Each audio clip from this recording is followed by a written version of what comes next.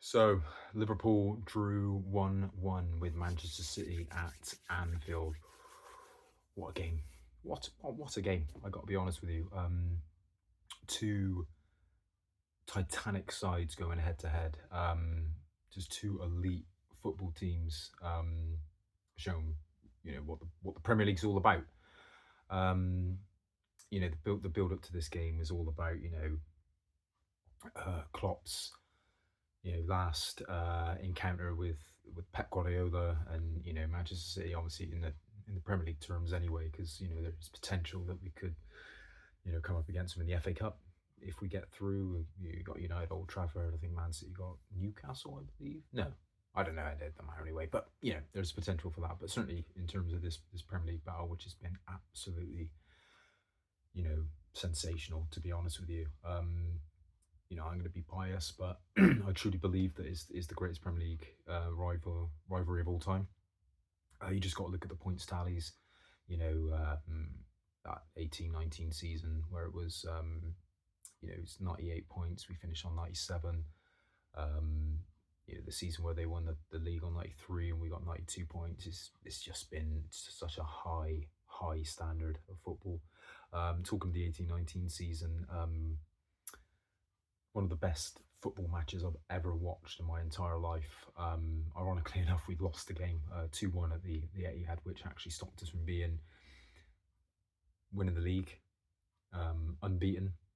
Centurions, Premier League, Champions League, double winners. But yeah, I just remember that game being absolutely unbelievable, top tier football. It's like a chess match. Who's going to make the next move? And this game for me didn't quite have that high quality, but it was very much up there.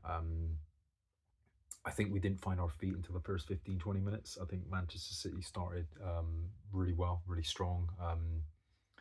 Foden was causing us all sorts of problems down that right hand side, and yeah, he was beating his man every time, causing issues. They got in behind a couple of times early on, which obviously was a worry. But then I think we found our feet, and we started playing some real good stuff. Then, ironically enough, that's when City's goal came, when we were actually on top. To be fair, it was a well worked routine. It was a low sort of whipped cross into the near post, and John Stones just nipped in and squeezed it past Gallagher. I think from our perspective, it was poor to concede that goal defensively, but and I think Mako was blocked off in the build up to that. Now, don't get me wrong, I do think the decision in the cup final was pathetic, and you don't want to see that in football. But what's the difference from what happened with Maka to then what Endo done with, was it Chilwell? I can't remember who it was. Blocking the man off in the League Cup final for Van Dijk's goal to be disallowed. But like I said, there's a lot of instances in this match like that. But I just can't be asked to get involved. Obviously, it didn't go our way. Man City, to be fair, it was a great goal. They went 1-0 up. For full credit to them. But yeah, and like I said, after the City's strong start, I think Kelleher made like 2 or 3 really good saves. I think he had a hell of a match again. Filling Alisson's boots like no trouble. Like I said in the previous video for the Spartak game away, I think he's Alisson in disguise. He's been absolutely sensational. I think Conor Bradley had a lot of good moments. Found himself in some good positions down that right flank, but just maybe didn't find that cross. Or there was one situation in particular where I felt he could have maybe took the shot on, but he whipped it in and it was cleared away. I think Darwin was lively. He was brilliant as well, causing absolute chaos, Captain Chaos. I think he terrified the life out of Man City. I think Diaz was always involved as well. But yeah, we went in at halftime 1-0 behind, and I think from the second half we dominated. We really did. We dominated. Like, fair enough, we had our moments in the first half. But I felt City had the better of it.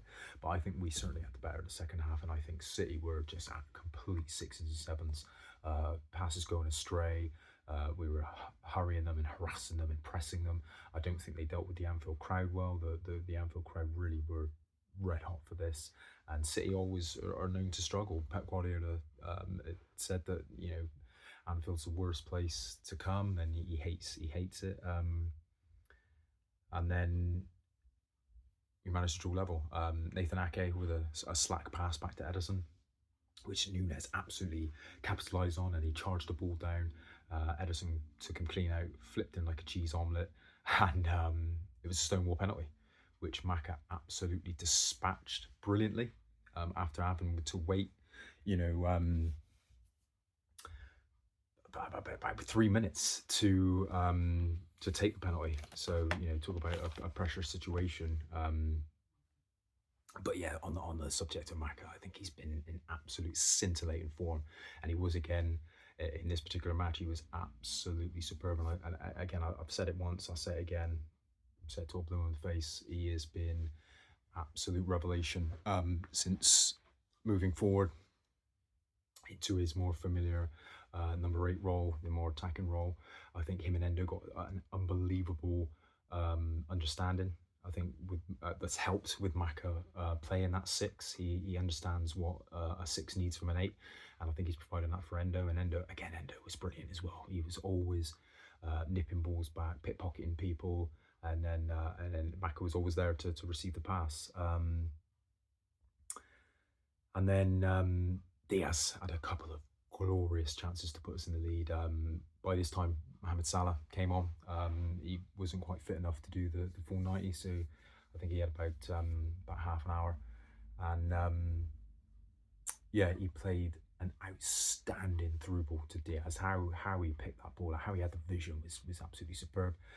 Diaz was one-on-one, opened his body up and just pulled it wide, which was a shame. And then moments after that, he was free in the box, and he should have took a shot first time, but for some reason he tried to take the touch, and then Kyle Walker nipped in and then put it out for a corner. But just golden opportunities to score and ultimately win the game.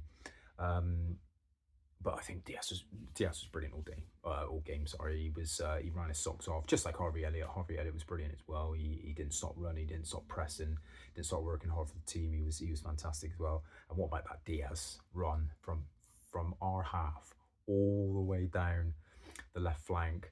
He absolutely made Rodri and Walker look like fools twice. He was twisting them up. And when does that ever happen? That was superb. And then we get to the stoppage time, and Doku decided that he wanted to become the Undertaker and just big boot Mac in the chest. And of course we didn't get the penalty, but just like the decision earlier on with the Man City goal and Mac again blocked off, I just can't be asked. I just can't be asked to talk about decisions like that. We didn't get it. It is what it is. We move on. Special mention for Kelleher. Superb again. Absolutely world-class goalkeeper. Not even the best number 2 in the world. He's a number 1, but unfortunately he's behind the best goalkeeper in the world in Alisson Becker. So Conor Bradley, Joao Quansah, young players like that who have only just recently, in the case of Bradley and with Quansah this season, broken into the first team and handled a game of that intensity and that high quality superbly. And of course Van Dijk, he was just absolutely exceptional. He cleared everything. He went all his aerial duels. His passing was superb. A couple of slide tackles in there as well, which you didn't see Verge doing, cutting out through balls. And he was just absolutely fantastic. And he was my man of the match. Proper captain's performance, proper Virgil van Dijk performance. So yeah, like I said, 1-1. I'm happy with that. I'm happy. Obviously, we always want to win. We always want to beat our title rivals, and especially at home at Anfield. But it's not the end of the world. Arsenal are top now, but they go to City next. So one of or both Manchester City and Arsenal will drop points. We just got to make sure we do our job. We're banging this title race, and you better believe that this title race is going to the wire, which we're well experienced in. Might be a goal, might be a point, but this is going to be tight. But the Reds are well in the mix. Up the fucking Reds.